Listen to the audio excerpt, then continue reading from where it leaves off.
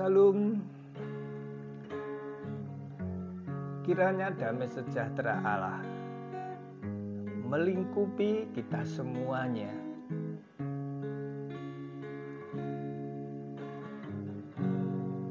Saudaraku, kita boleh bertemu kembali di channel El Sade. Semuanya karena kemurahan Tuhan yang diberikan kepada kita semuanya. Sebelum saya masuk di dalam renungan firman Tuhan, saya akan membawakan pujian yang berbahasa Jawa dengan judul Eling lan Waspodo. Bahasa Indonesianya, kita harus selalu ingat dan kita harus selalu waspada.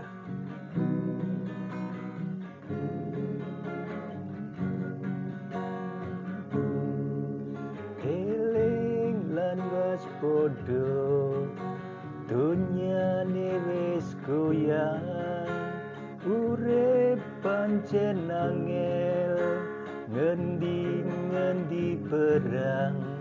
Eling lan waspodo, jaga paten iman, Gusti wis ngendika, kudu eling lan waspodo. Gusti wis ngendika, kudu eling lan waspodo. Eling lan waspodo, dunyane wis goyang, urip pancen angel, rego-rego larang.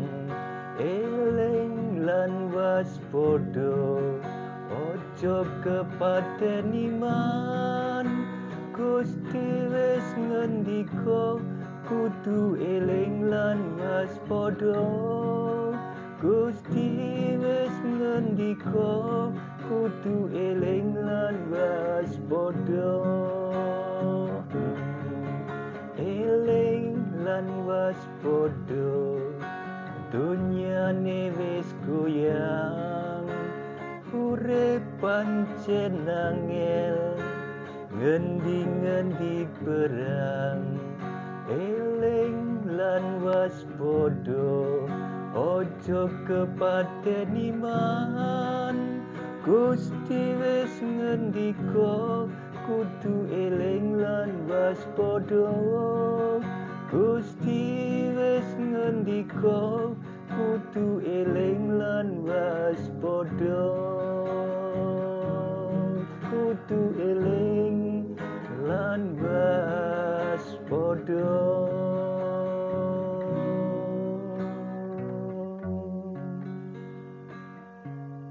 Benar saudaraku, pujian ini mengatakan eling lan waspodo, dunyane wis goyang, yang artinya kita harus selalu ingat dan selalu waspada bahwasanya dunia ini sudah mulai goyah.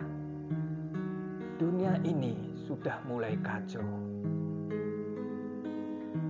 Maka dari itu, firman Tuhan selalu mengingatkan kepada kita untuk selalu eling lan waspodo. Begitu juga di dalam bait yang kedua dikatakan kita harus selalu ingat, selalu waspada bahwa saat-saat akhir di mana dikatakan resesi dunia yang terjadi di mana-mana, di mana terjadi kelaparan,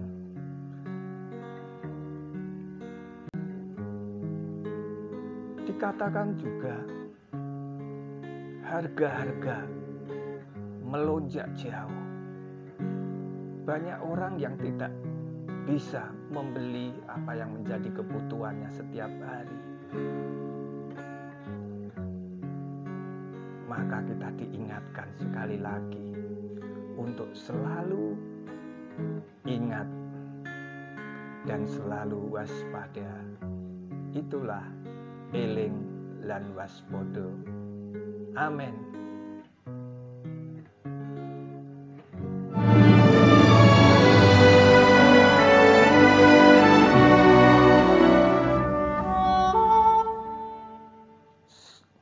Puji Tuhan, saudaraku, pujian tadi sungguh indah. Dikatakan kita harus selalu eling lan waspada, selalu ingat dan waspada. Apakah kita di dalam hidup ini, dalam Tuhan, tidak mendapatkan suatu kebahagiaan atau kedamaian,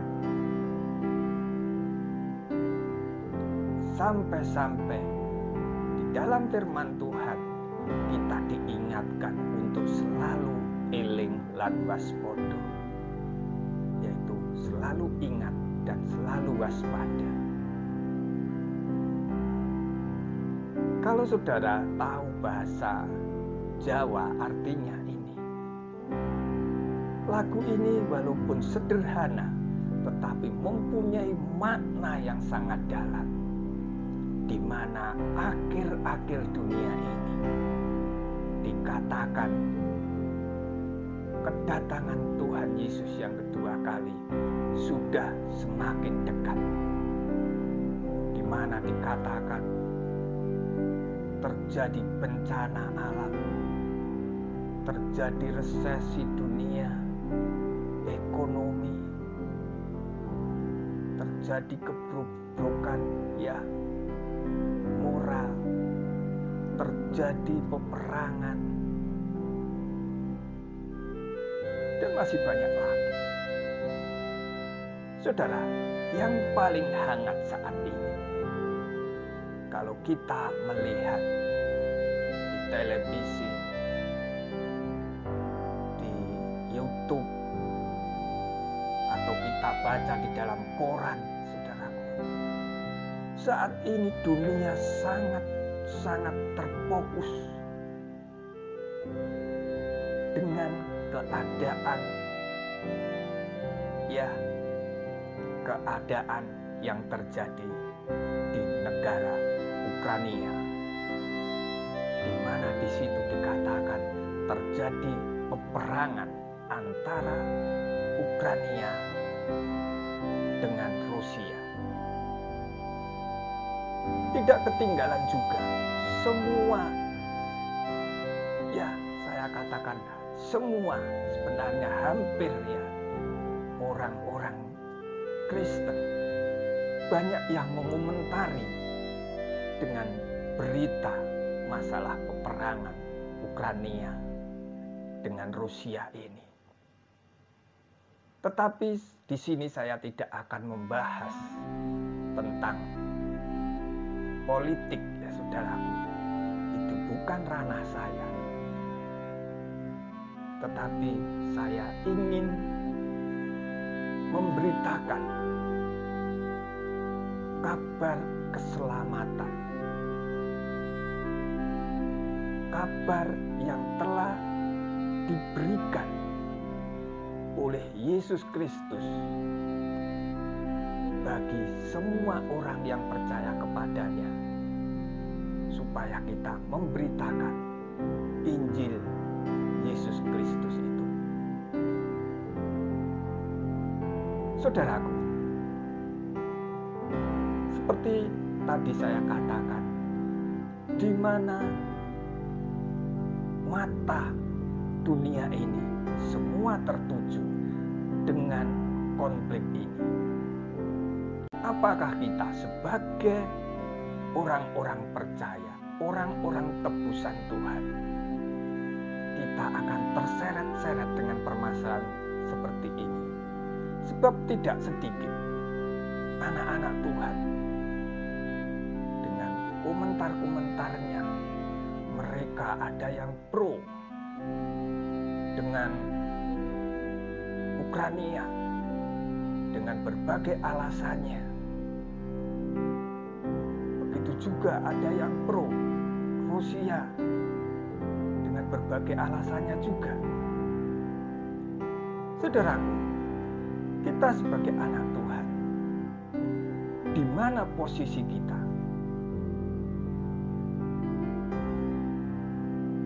Apakah posisi kita itu ya ikut-ikutan salah satu blok? Tetapi saat ini Tuhan Yesus meminta kepada kita semuanya untuk memberitakan damai sejahtera Allah bagi semua manusia. Mungkin kita jauh dari daerah konflik itu. Kita tidak bisa memberikan sumbangsih. Mungkin kita memberikan donatur kemanusiaan. Tetapi kita sebagai anak-anak Tuhan, yang terlebih penting, kita harus bersatu padu, bergandengan tangan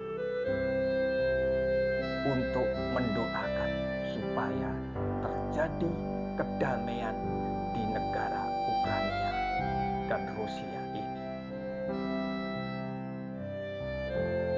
Saudaraku, banyak sekali hamba-hamba Tuhan yang ikut-ikutan berpolitik praktis. Mereka mempergunakan ayat-ayat firman Tuhan untuk mendukung ini, untuk mendukung yang satunya. Mereka dengan segala tafsirannya, mereka mengatakan kalau kita tidak membantu salah satunya, nanti akan terjadi perang dunia ketiga. Saudaraku, kenapa saudara kok baru sekarang mengatakan seperti itu? Ada yang mengatakan nanti kalau terjadi perang dunia ketiga, itu akan terjadi akhir zaman. Mungkin ini yang dinamakan Armageddon. Saudara, kita sebagai anak-anak Tuhan, Tuhan Yesus 2000 tahun yang lalu sudah mengingatkan kita di mana akhir zaman itu akan terjadi. Bangsa melawan bangsa, kerajaan melawan kerajaan, anak melawan orang tua. Akan terjadi wabah penyakit, akan terjadi kelaparan, bencana alam. Itu sudah dikatakan oleh Tuhan. Maka kita sebagai anak-anak Tuhan, apa yang wajib kita lakukan? Apakah kita untuk mencegah permasalahan di negara yang jauh di sana, Ukraina dengan Rusia, kita ikut-ikutan ke sana untuk menjadi tentara? Tidak, saudaraku. 2000 tahun yang lampau Tuhan Yesus sudah mengatakan, kamu harus menjadi tentara-tentara Allah, umat-umat pilihan Tuhan yang siap sedia untuk maju perang, yaitu maju perang bukan melawan darah dan daging, tetapi melawan kuasa-kuasa kegelapan. Begitu juga melawan nafsu kita sendiri, melawan ego kita, Maka dari itu, kita tidak usah, ya, bukan saya mengajari tidak simpati dengan keadaan dunia yang seperti ini. Makanya saya mengajak kita semuanya bergandengan tangan untuk mendoakan kedamaian terjadi di negara Ukraina dan Rusia, di mana pemimpin-pemimpin gereja di Ukraina juga di Rusia, mereka berkomunikasi bagaimanakah masalah ini bisa selesai, terjadi suatu kedamaian lagi. Mereka hanya meminta kepada setiap orang percaya, setiap anak-anak Tuhan, setiap orang Kristen untuk mendoakan. Itulah yang diminta mereka. Sebab kekuatan doa dapat mengalahkan segala sesuatu yang mustahil. Saudaraku yang terkasih dalam nama Tuhan Yesus Kristus, di sini kita juga berperan, walaupun hanya berdoa. Sebab saudaraku, kita sebagai anak Tuhan juga diperhadapkan dengan musuh-musuh yang sejati, musuh-musuh yang nyata, musuh-musuh yang real, yaitu apa? Yaitu kuasa kegelapan. Saudara, saya mengambil latar belakang tentang konflik Rusia dan Ukraina ini. Bukannya saya mencampur adukkan, yaitu tentang kekristenan kita, tentang agama kita dengan masalah politik. Tidak ada, saudaraku. Sebab kita sendiri, seperti saya katakan tadi, bahwa kita adalah pahlawan-pahlawan Yesus. Kita adalah prajurit-prajurit Kristus.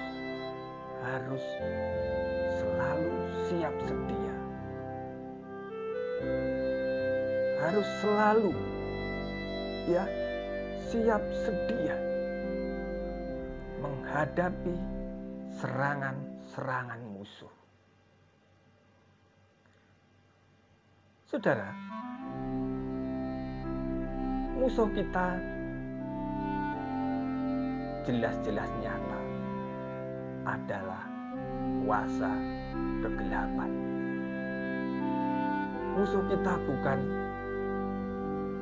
orang-orang yang bukan segolongan kita, seras kita, atau berbeda keyakinan kita. Itu bukan. Tetapi firman Tuhan mengatakan bahwa musuh kita adalah kuasa-kuasa kegelapan, pemerintah-pemerintah yang di udara. Siapakah itu? Mari kita baca di dalam Efesus 6 ayat yang ke-12. Mari kita baca di dalam Efesus 6 ayat yang ke-12. Beginilah firman Tuhan.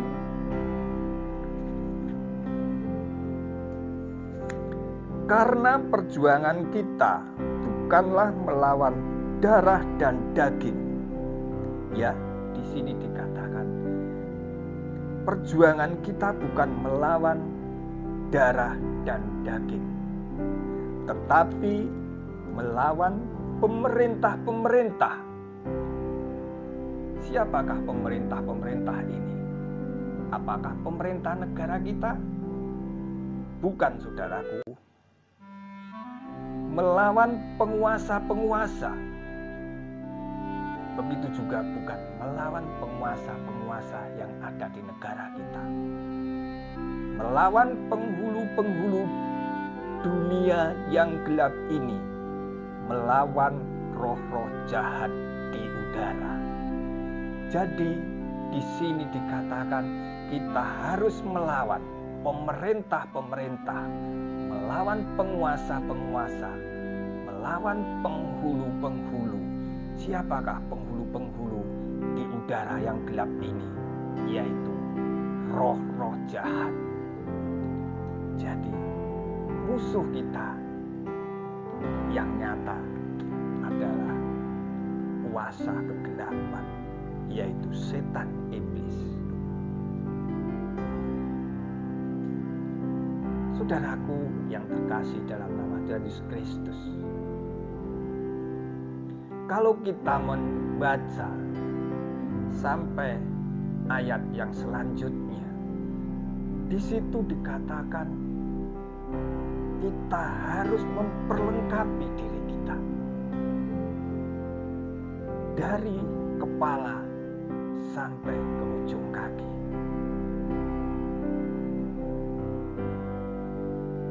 Itulah perlengkapan senjata perang, di mana dikatakan musuh kita adalah kuasa-kuasa kegelapan. Saudaraku, dua fungsi alat perlengkapan perang. Kalau kita dikatakan adalah pahlawan-pahlawan Kristus, kita dikatakan prajurit-prajurit Kristus, otomatis kita sudah diperlengkapi oleh Tuhan. Begitu juga sudah siapkah kita untuk diperlengkapi oleh Tuhan itu. Sebab peperangan secara rohani ini sangat-sangat luar biasa. Sebab yang kita lawan bukan musuh yang kelihatan, seperti dikatakan tadi, melawan darah dan daging. Kalau kita melihat lawan kita, seumpamanya kita jadi tentara perang, musuh kita jelas-jelas nyata.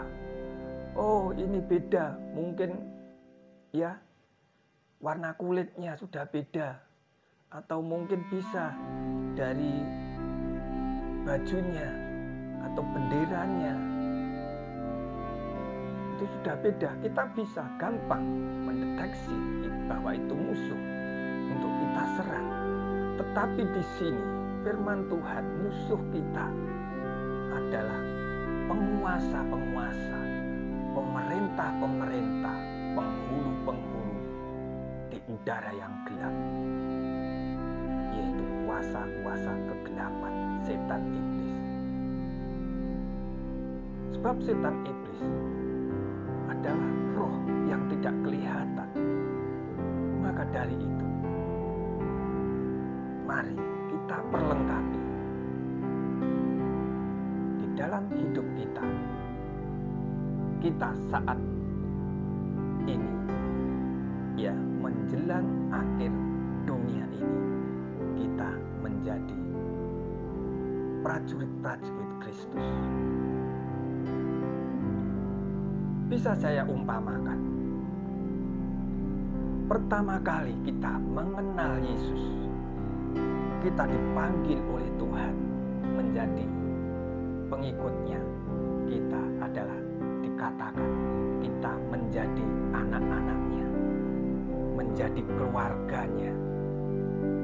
Tetapi tidak cukup kita itu mengikut Tuhan hanya menjadi anak-anak, tetapi kita juga harus siap, sedia menjadi pengerjanya, yaitu menjadi hambanya, yaitu memberitakan apa yang terkecil saja. Bagaimanakah kehidupan orang-orang Kristen? Kalau secara manusia ada ya perkataan-perkataan orang di luar sana mengatakan Tuhan kok mati di atas kayu salib. Kalau secara logika manusia memang tidak masuk akal. Tuhan kan maha kuasa. Kenapa harus disalib? Itulah cara logika-logika orang di luar sana, di luar kekristenan. Tetapi kita sebagai anak-anak Tuhan harus mempercayai, bukan hanya percaya karena kita mendengar dari hamba-hamba Tuhan saja, tetapi kita mendengar dari pemberitaan firman Tuhan, kita juga menggali firman Tuhan itu sendiri.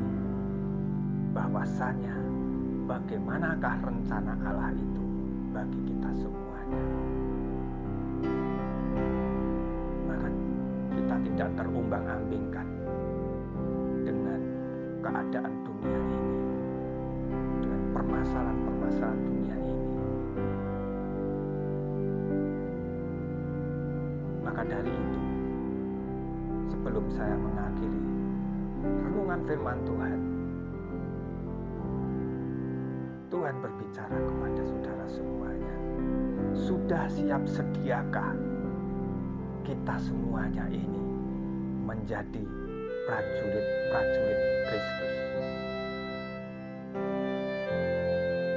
Sebab apa yang diinginkan oleh kuasa kegelapan setan iblis ini? Yaitu semua orang yang percaya kepada Yesus itu menjadi pengikutnya, supaya karya keselamatan yang telah Tuhan berikan kepada manusia ini gagal. Itulah yang dimakan oleh bayi-bayi, anak-anak. Namanya anak belum tentu dia itu bisa menerima makanan yang keras. Pasti tidak mau. Begitu juga di dalam kekristenan. Kita harus lebih lagi, bukan hanya menjadi kekristenan orang Kristen yang kanak-kanak, orang Kristen yang bayi, tetapi kita harus menjadi orang Kristen yang mau melakukan kehendak Tuhan.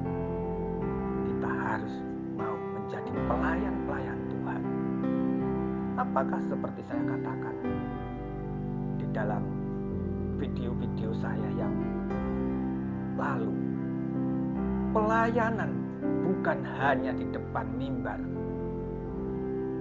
Pelayanan dimanapun berada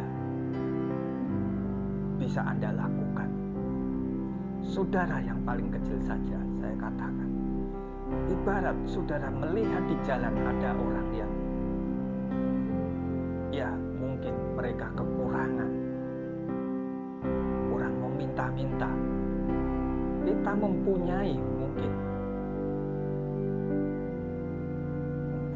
uang atau apa, kita memberikan mereka. Itu suatu pelayanan juga, saudara. Jadi pelayanan itu jangan dipikir hanya kita itu sebagai pendeta, sebagai pemimpin pujian, atau worship, atau usher, ya saudaraku. Tidak hanya itu, pelayanan banyak sekali.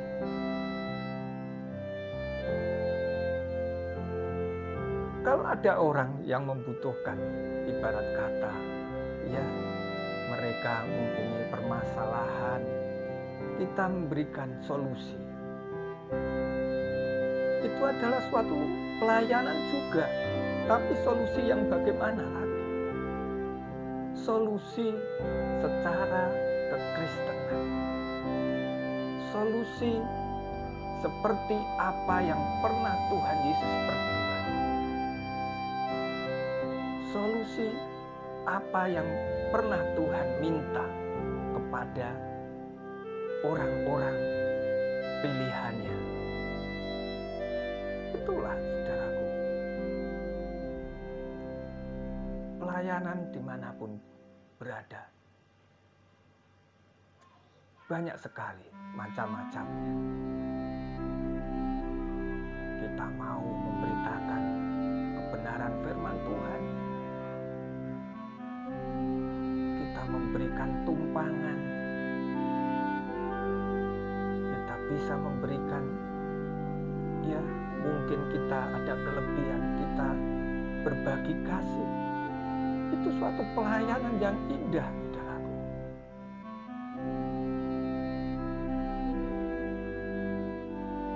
Tetapi itu juga tidak cukup, saudara.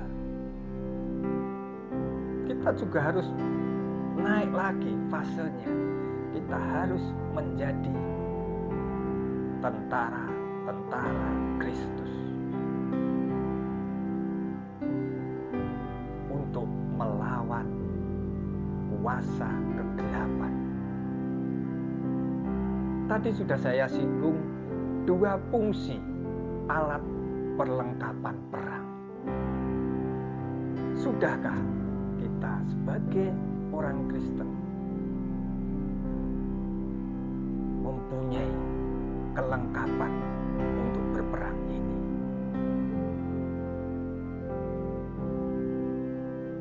Mungkin saudara ada yang sudah mengikut Tuhan beberapa puluh tahun, ada yang baru mungkin 1 tahun atau setengah tahun. Itu tidak menjadi permasalahan. Bukan kalau yang sudah berpuluh-puluh tahun mempunyai perlengkapan perang yang sudah lengkap. Kalau yang baru mungkin ya bajunya saja atau topinya saja. Tidak, saudaraku. Firman Tuhan mengatakan kita harus siap sedia menghadapi kuasa kegelapan ini. Dua fungsi alat peperangan, yaitu yang pertama berfungsi untuk bertahan. Jadi kalau kita dikatakan kita ini adalah tentara-tentara Kristus, kita harus siap untuk yang pertama, untuk bertahan. Sebab kalau tentara tidak mempunyai pertahanan, bagaimanakah dengan serangan-serangan musuh? Sekarang saya bertanya, kita diberi kuasa oleh Tuhan, kita sudah diperlengkapi oleh Tuhan menjadi tentara-tentaranya. Sudah siapkah kita untuk bertahan? Itu yang pertama dulu. Kita bertahan dengan apa? Mungkinkah kita harus berlatih bela diri dulu supaya kita bisa mempertahankan? Tidak, saudara. Mari kita baca sekali lagi, kita baca di dalam Efesus, ya, Efesus 6. Efesus 6 ayat yang ke-16.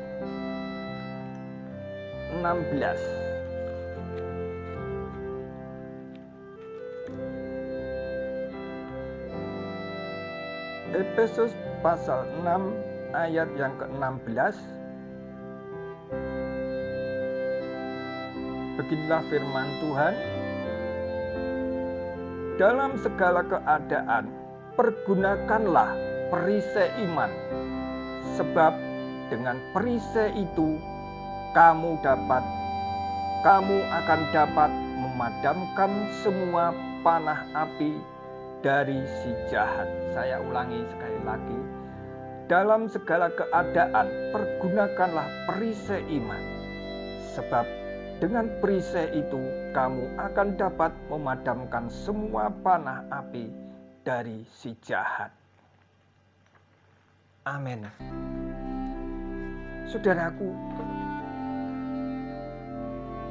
di sini dikatakan kita bisa bertahan kalau kita mempunyai iman. Jadi saudaraku, kekristenan sekali lagi saya katakan tidak semudah apa yang kita pikirkan. Bahwa kita setiap saat, setiap detik, kita harus selalu waspada.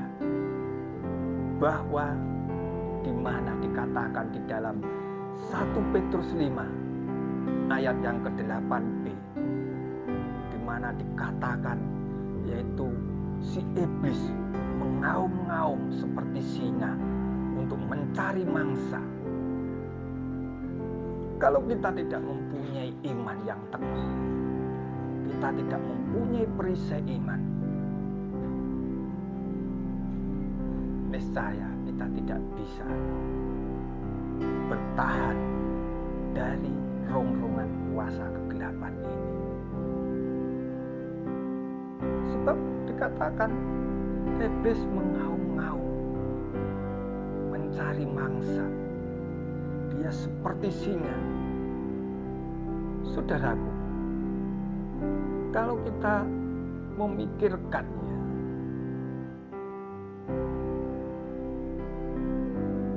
pasal di dalam 1 Petrus pasal ayat ini ya, 1 Petrus 5 ayat yang ke-8b tadi, kita bisa membayangkan di dalam kehidupan kita sendiri. Bagaimanakah kita diperhadapkan seumpama kita pergi ke kebun binatang. Kita tidak tahu posisi kita. Ternyata kita masuk ke kandang singa atau macan. Apa yang terjadi, saudaraku?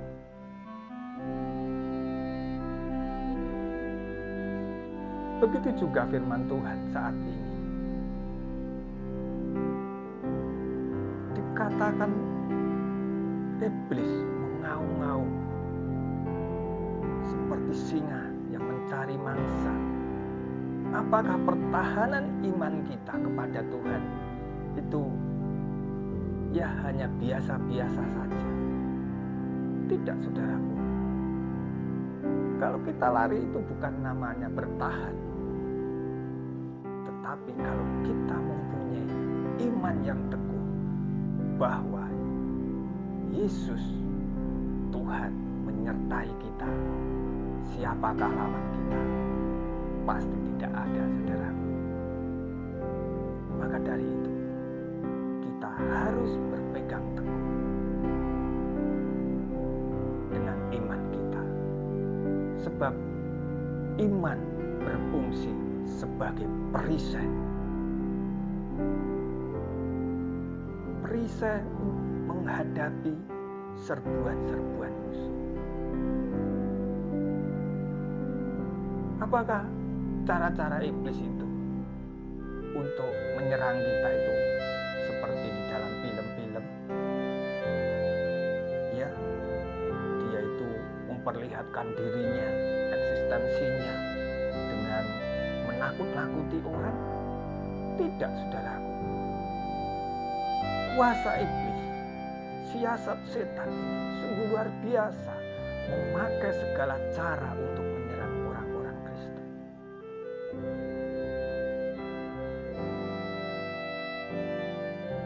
Kita tahu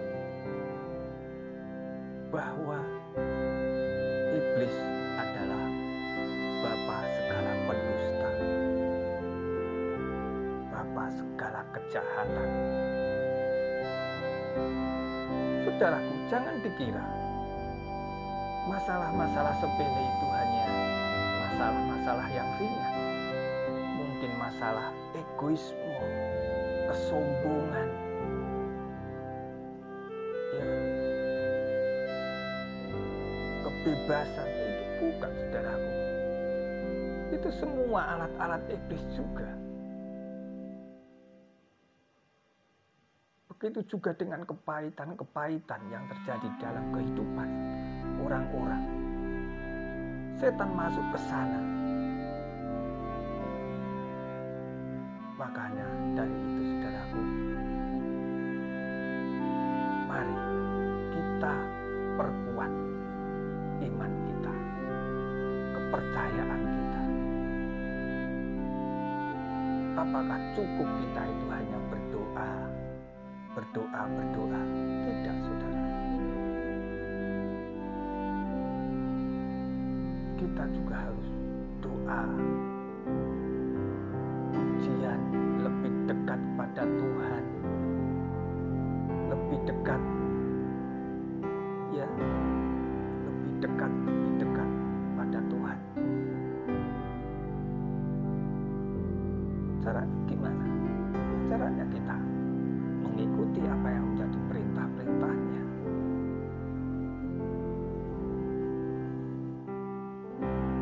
Itulah yang pertama dari dua fungsi alat perlengkapan perang kita. Fungsinya yang pertama adalah untuk bertahan, dan yang kedua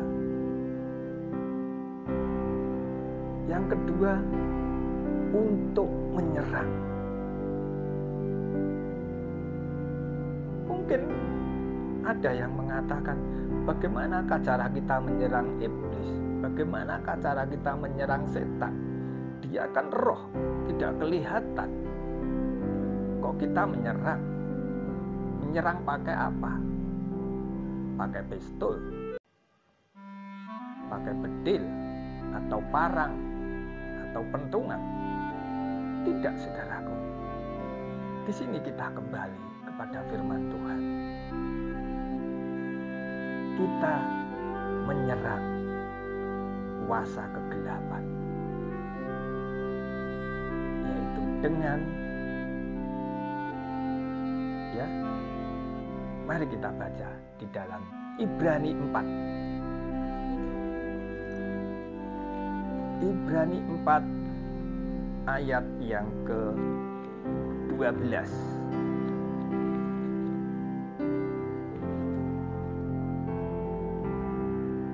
Ibrani pasal 4 ayat yang ke-12. Beginilah firman Tuhan, sebab firman Allah hidup. Ya, saya ulangi lagi. Sebab firman Allah hidup dan kuat dan lebih tajam daripada pedang bermata dua manapun. Ia menusuk amat dalam sampai memisahkan jiwa dan roh, sendi-sendi dan sumsum. Ia sanggup membedakan pertimbangan dan pikiran hati kita. Amin. Saudaraku, di sini dikatakan kita harus menyerang dengan firman Tuhan. Sebab firman Tuhan dikatakan seperti pedang bermata dua. Depan belakang semuanya dikatakan tajam sekali. Kalau menusuk sampai ke sendi-sendi, sampai ke sumsum-sumsum. Itu suatu penggambaran, saudara. Kalau kita menyerang kuasa kegelapan, kita mengandalkan firman Tuhan, saudaraku, kuasa kegelapan akan hancur sampai ke sumsum-sumsumnya, sampai ke sendi-sendinya. Itulah artinya mereka Saudara, Tuhan Yesus telah memberikan suatu contoh kepada kita. Bagaimanakah menyerang kuasa kegelapan iblis ini dengan firman Tuhan? Di mana Tuhan Yesus pernah mempraktekkan mengalahkan iblis dengan firman-Nya. Di saat Tuhan Yesus 40 hari 40 malam Tuhan Yesus berpuasa di padang belantara. Di situ iblis mencobai Tuhan, menggoda Tuhan Yesus supaya batu menjadi roti, supaya Tuhan Yesus menjatuhkan dari hubungan bait Allah, supaya Tuhan Yesus menyembah Dia. Apakah Tuhan Yesus saat itu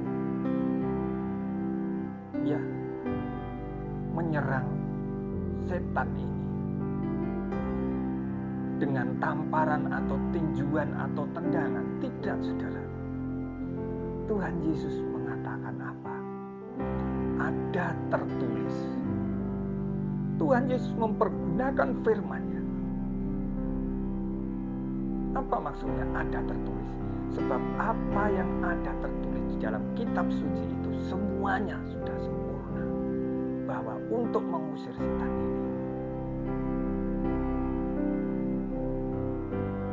semuanya ada caranya. Seperti yang pertama, Tuhan Yesus mengatakan apa? Ada tertulis bahwa manusia hidup bukan karena hanya roti saja, tetapi oleh firman-Nya.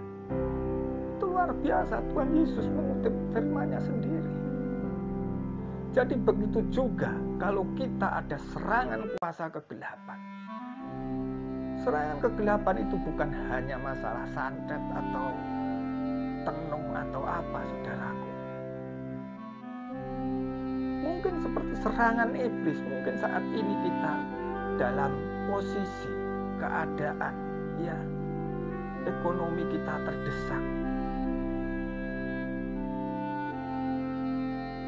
Di situ ada barang mungkin kelihatan tidak dipakai, kita ambil, kita jual. Itu adalah cara-cara setan, cara-cara iblis menggodai kita. Maka dari itu kita harus bertahan, yaitu dengan iman, dan kita juga harus menyerang dengan firman Allah. Katakan, kalau kita saat itu mengalami kelemahan, kita mendapatkan suatu cobaan, godaan oleh iblis, katakan seperti itu. Seperti Tuhan Yesus contohkan. Tidak ada, saudaraku, yang namanya orang tidak punya itu sampai mati karena tidak makan. Jarang kita dengar seperti itu. Kita lihat orang-orang yang kurang beruntung di pinggir jalan. Mereka mungkin satu hari makan hanya satu kali. Mungkin mereka juga tidak kenyang, tetapi mereka masih bisa hidup. Begitu juga kita yang masih diberi berkat oleh Tuhan. Mungkin saat ini kita di dalam keadaan ekonomi atau permasalahan rumah tangga kita baru kacau. Mari andalkan iman percaya kita pada Tuhan. Kita selalu menggali, kita selalu membaca firman Tuhan, kita selalu berdoa, minta pimpinan Tuhan. Maka segala sesuatu yang mencobai kita, yang mau menyerang kita, yaitu kuasa kegelapan, semuanya tidak akan terjadi. Saudaraku yang terkasih dalam nama Tuhan Yesus Kristus, itulah kita sebagai orang-orang percaya, kita bukan hanya menjadi anak-anak atau hanya bayi-bayi rohani, tetapi kita juga harus meningkat, kita harus menjadi pelayannya, menjadi hamba-hambanya. Kita juga harus menjadi tentara-tentara Tuhan di akhir zaman ini. Dan terakhir, kita menjadi mempelai Kristus. Kiranya renungan firman Tuhan saat ini ya memberikan kekuatan di dalam langkah hidup kita. Sebab iman bukan permasalahan perkataan kita. Aku mempunyai iman, aku mempunyai iman, aku percaya. Tetapi kalau kita dihadapkan dengan suatu permasalahan, kita masih bimbang, kita masih ragu. Itu namanya bukan iman, saudaraku.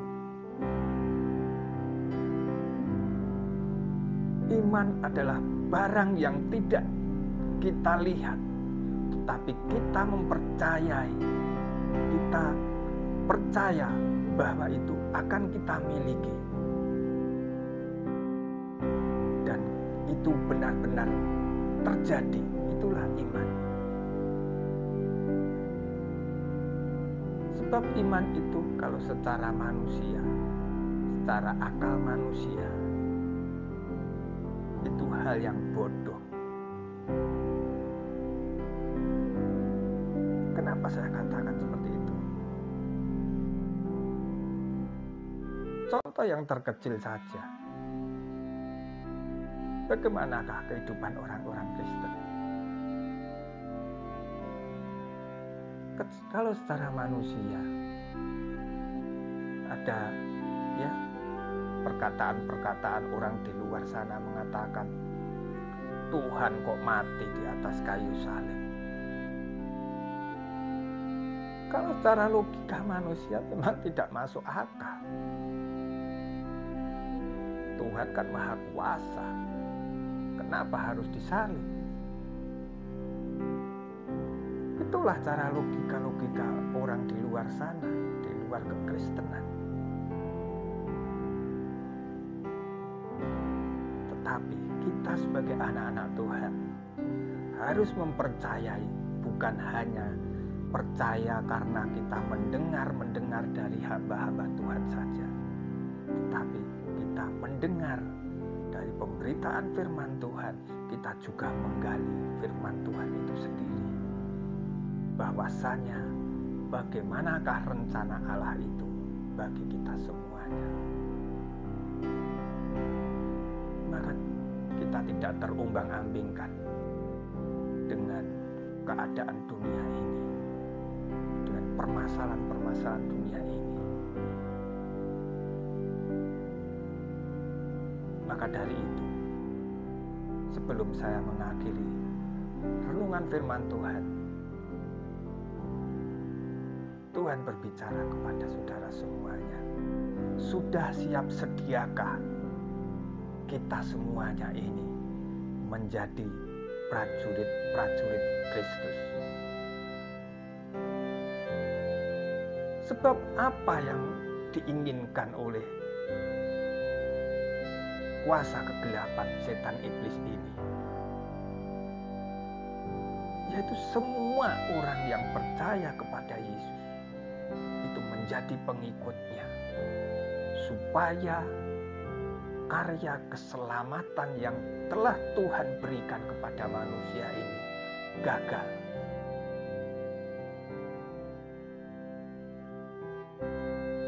Jadi apa yang pernah Tuhan Yesus lakukan di atas kayu salib, semuanya sia-sia. Itulah tujuan iblis untuk menyerang kita sebagai anak-anak Tuhan.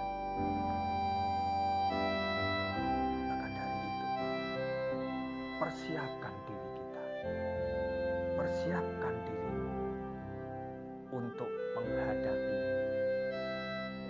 kuasa-kuasa penyerang, kuasa-kuasa kegelapan,